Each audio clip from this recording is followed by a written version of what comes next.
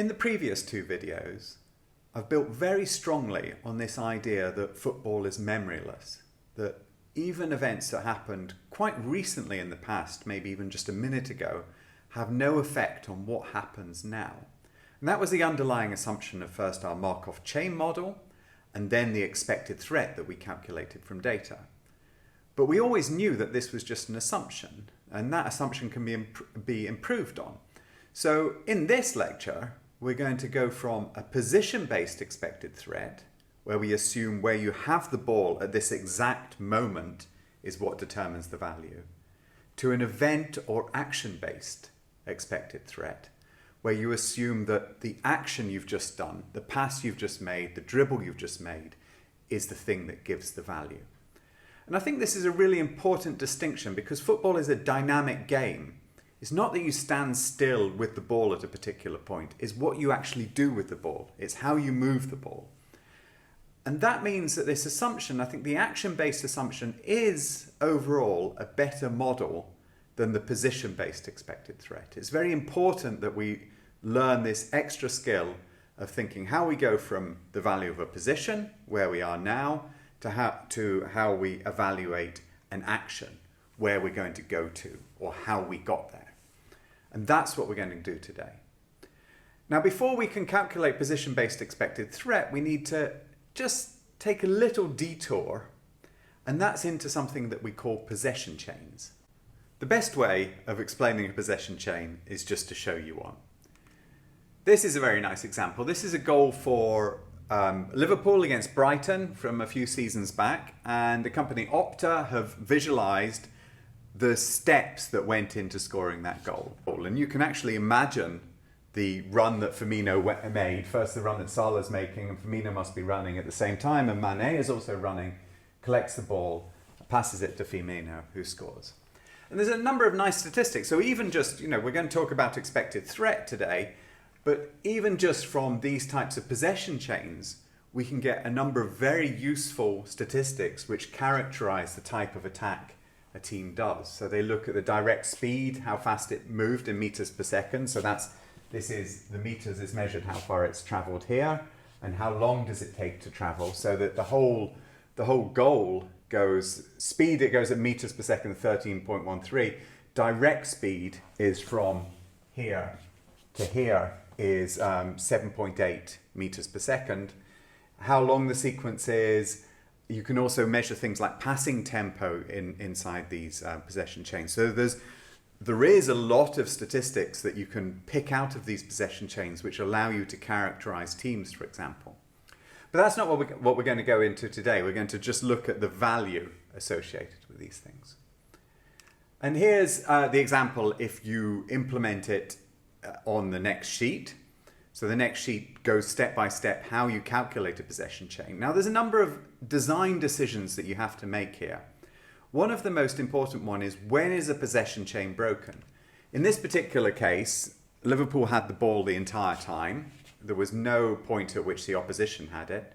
But often you want to do the following. You want to say, if the opposition touched the ball once, the possession isn't broken. So in this example, we break the possession chain down into sequences that are not broken by two or more consecutive passes by the opposition. So if the opposition touches the ball twice, then it goes over to being their possession chain. If your team touches the ball twice again, you get the possession chain back. So it's not just the touches of the ball, but it's also if you have these two consecutive touches of the ball. That's because, for example, sometimes a player will come in, do a tackle, touch the ball, move it away, but if the team regains it, it's better to say that that possession chain isn't broken. So there's already a few design decisions that come in there, but we found that 2 touches is quite a good way of defining this. Of course, if the ball goes out of play, a throw-in or so on, then the possession chain is also broken. And that's a lot of what we do in the code on the following page, is go through the steps of finding the possession chain. Now the final product is this. So this is a ball carry, pass, ball carry, or it might be sort of tackle there actually, you'd have to look into it. Then there's a pass, pass, pass, pass, and a shot on goal. So we can take every sequence of events or all of the events in the match and we can break them down individually into these possession chains. This is another one where the possession chain, so sometimes possession chains will, and this will become important later, sometimes the possession chains will end in a shot, other times the possession chains will end in the opposition taking it back and their possession chain starting. Now, StatsBomb introduced a nice metric called XG chain, and the idea is really quite simple. You basically find all the possessions that each player is involved in, you find all the shots at the end of those possessions, then you sum the XG. Sometimes you'd like to take the highest XG per possession, or you might want to treat the shots as dependent events, whatever floats your boat, they say. So there's different ways of doing, because sometimes there'll be two shots in the possession, right? So you can end up with a possession chain that has a value more than one, which is sort of more than a goal, which is a little bit weird. But it depends what you want to do, but often you'll take the highest XG during that possession.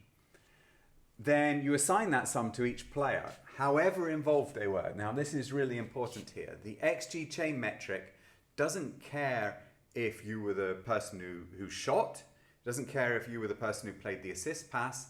You can be the defender who started the attack with a very simple, you could have just rolled the ball to another defender who actually made the more effective pass. Anyone who's involved in the chain is awarded those points. And we often talk in football analytics about something called the Messi eye test. And if you make a metric like this, where it's involvement in scoring a goal, and you apply it on La Liga, well, now he's moved to Liguette, but when he was playing in La Liga at his prime, when you apply it there, you expect Messi to be top of that metric.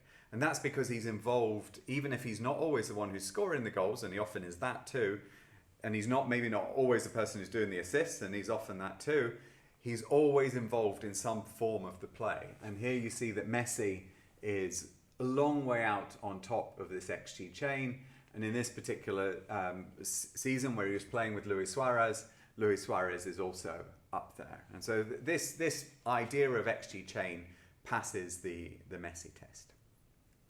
But as I've said, it doesn't address all of the questions we have. What we really want to do, what we've wanted to do from the start of this series, is evaluate the quality of individual actions in the chain. One last thing before we move on to action-based expected threat. Right at the start of this course, I showed you a couple of visualizations. This is one of them, the transition map, and another one was final third entries. And I talked about how they, for example, illustrated how effective Liverpool were at transitioning from different parts of the pitch, and also how effective they were of stopping their opponent transitioning in their half, that they conceded some danger here. Now, what I didn't really go into in the details at the time is that the circle in each of these, the area of it is proportional to the expected goal of the chance generated by them winning the ball back. So all these tiny dots, they're basically zero expected threat, and specifically we can now say that means that the chain of events did not end in a chance, so it didn't produce any type of expected goal, while these larger circles, they did result in some sort of expected goal. So we could get a measure of both when there was a transition against Liverpool and also how dangerous that transition was. Again, the stars are goals, but this was the most dangerous transition because it resulted in a very high expected goal. And the same thing here, this was how teams go into the final third, and the colour here, the intensity of the colour, was the amount of danger, the amount of expected goals generated when Liverpool went into the final third in these 5 different areas. Well, there's actually a few more than 5 different areas, but there was 5 key areas there. So how much danger was produced afterwards? So you see here, in order to make those types of calculations, you need some idea of this chain, this possession chain leading up to the chance. This is the pass in the chain where it goes into the final third, and then we colour this based on all of the expected goals generated by passes into the final third at this particular point. So possession chains really add this extra context into like what happens next, what happened before, what happens next. And combined with good visualizations, they can start to tell a story and give us a good idea about how a team is performing. Okay, so I've been leading up to this for a while, but let's go for it then. So now we're interested in action-based expected threat. How do we assign values within the possession chain? How do we value the different actions? Okay, so this is a machine learning problem, right? So when we go back to modeling expected goals, that was a machine learning problem. It was a logistic regression problem. This can be a logistic regression problem. It can be any type of machine learning problem, basically. The idea is we've got input, which are the possession chains, and we've got output, which is the goals or the expected goals produced by each of those possession chains. And we formulate it as follows. If you think about these three different possession chains, so we have possession chain A here, possession chain B, and possession chain C. Now they all started at very different places. C started off maybe a throw in here, B started off back here in their own half, A started about the halfway line.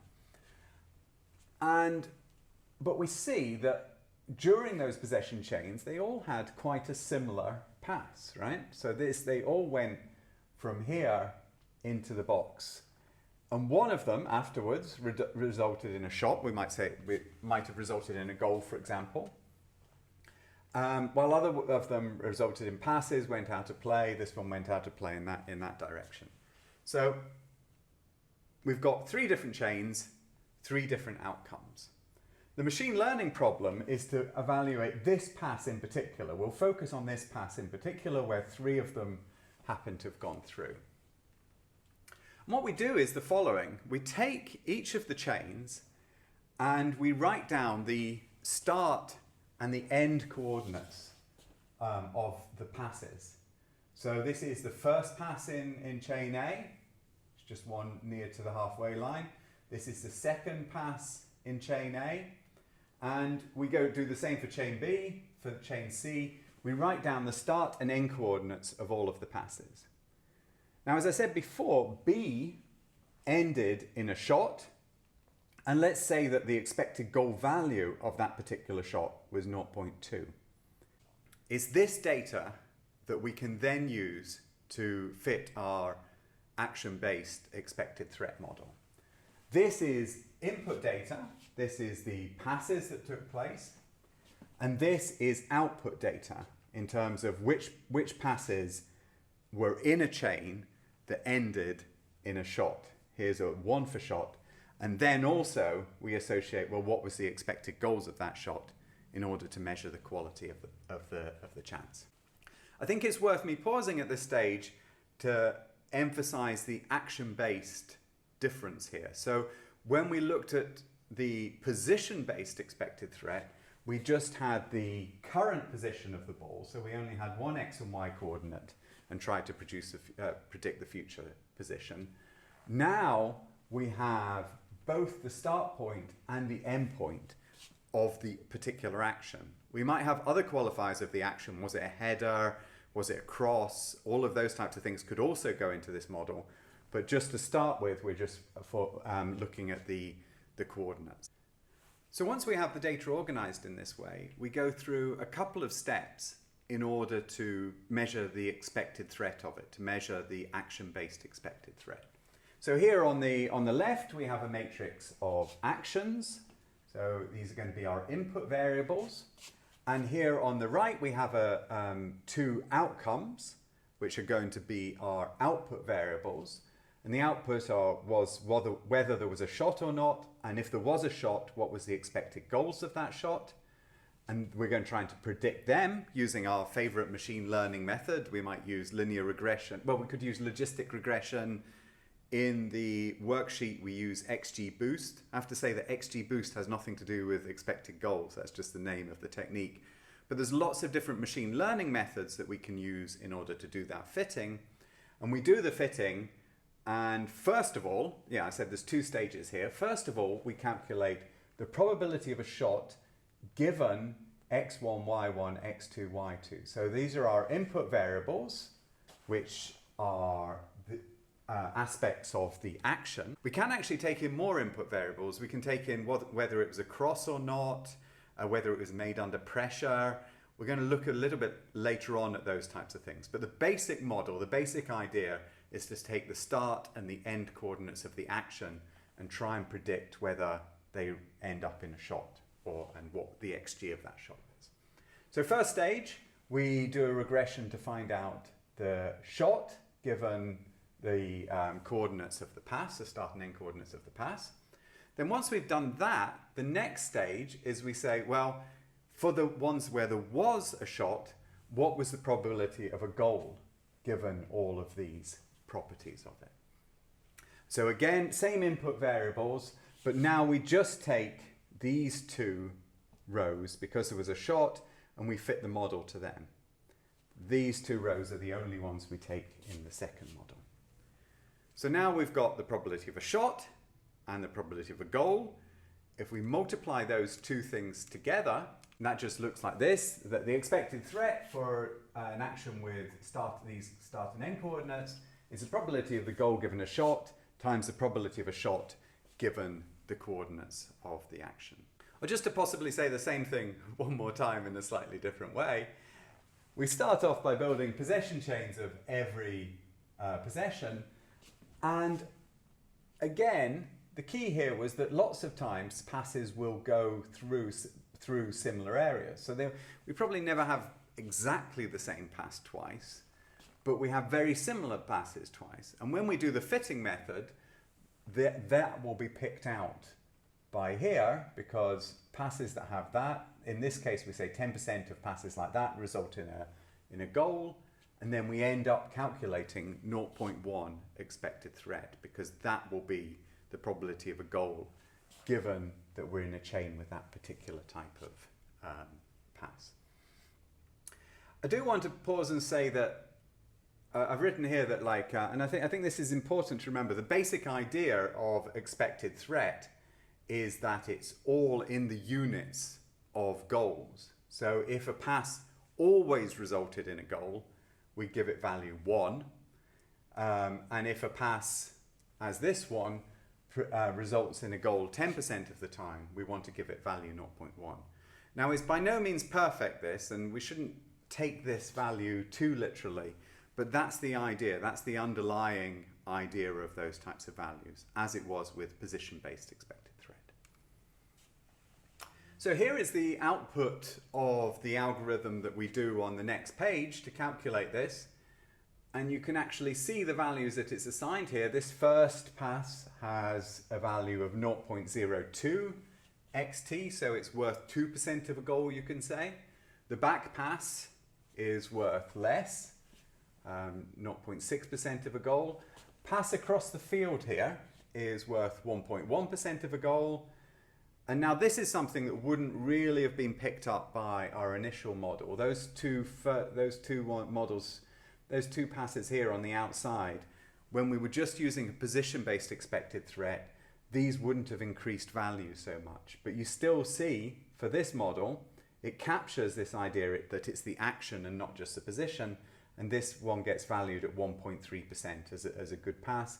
This is, of course, the most valuable pass into the box, 4.2%, and then we have the expected goal of the shot, which we calculate in the normal way. So now we're able to assign a value not just to where we are on the pitch, but every action that we do on the pitch. Now, there are so many design, and this makes it a little bit more tricky. If you remember right back to the start of this lesson and the Markov chains, then we had very little in sense of design choices. We'd already decided that the system was memoryless. We could solve the equations and we could find out what the expected threat was for our simple Markov chain model. So there's lots of variations on this theme. One definite worthy mention is the VAPE model, which was made, which is fully explained in a series of Friends of Tracking videos, so you can actually find out all the steps they went through to create that. This was created by Lotte Branson and Jan van Haren, and again you can see this familiar idea of passing patterns. They use a slightly different methodology. They look at, was there a goal within 10 seconds of that particular pass, and they use that to rank it. So they don't calculate explicit possession chains in that way. They just use a window of 10 seconds. So it's a slightly different. If you think, it goes back to, it's definitely a memoryless assumption that they say anything that happened 10 seconds before isn't relevant. But it's a different memoryless assumption. In some ways, it stretches the window of relevant actions, but in other ways, it can miss certain things. So this, for example, started with a failed corner by Neymar and ended up being a goal for the opposition. Should Neymar really be punished for making this failed corner? So, and I'm not taking this up as some sort of like, this is a fundamental problem with this method. Each of the methods has its limitations. The one I've just described has a limitation. It doesn't take in more than 2 passes into account. This one actually, and this is how they do the machine learning problem, takes in sequences of 3 actions into account. They also take in the context of the match, what's the score line at that point, and then they make a probabilistic classifier in order to predict what the quality of passes are. So lots of design decisions to make there. Really depends what you're trying to solve, and there's no single right answer. There's all sorts of design choices inside the machine learning problem there, and those are the sorts of things that you would cover on a normal machine learning course. Now, I'm not going to go into those types of design problems, but I'm just going to say that it's sort of even worse than that. It's not just what methods you choose, it's also how decisions you make about what type of data to choose. So I've decided to just use 1 action. Maybe you could look at the value of 2 consecutive actions together. Maybe you want to have a prior value of actions. I mentioned when we were fitting expected goals models that it can be good to have a prior on the line, in the sense that on the goal line there's no chance of scoring, so you can actually put that information into the model. That can be put into your expected goals model, the expected threat model. But expected threat models tend to overvalue the edges of the pitch sometimes. And one way of correcting that is to say that a pass going out is worthless, and that will start to correct for that. So there's all these like small design choices in order to get your expected threat model perfect.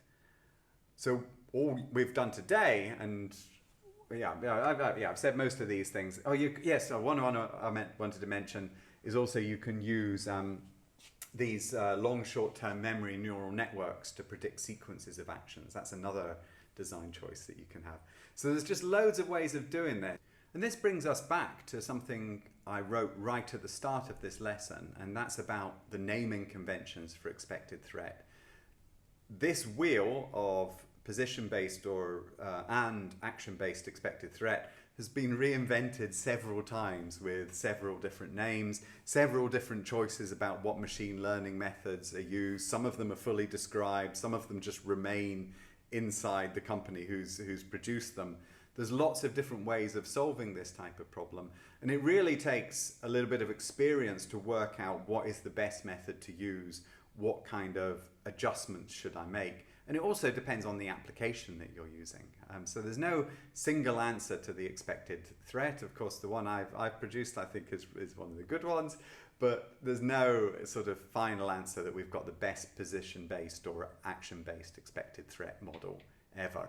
That said, I do think that action-based models put in that extra detail, that extra description of movement that makes them better than position-based expected threat.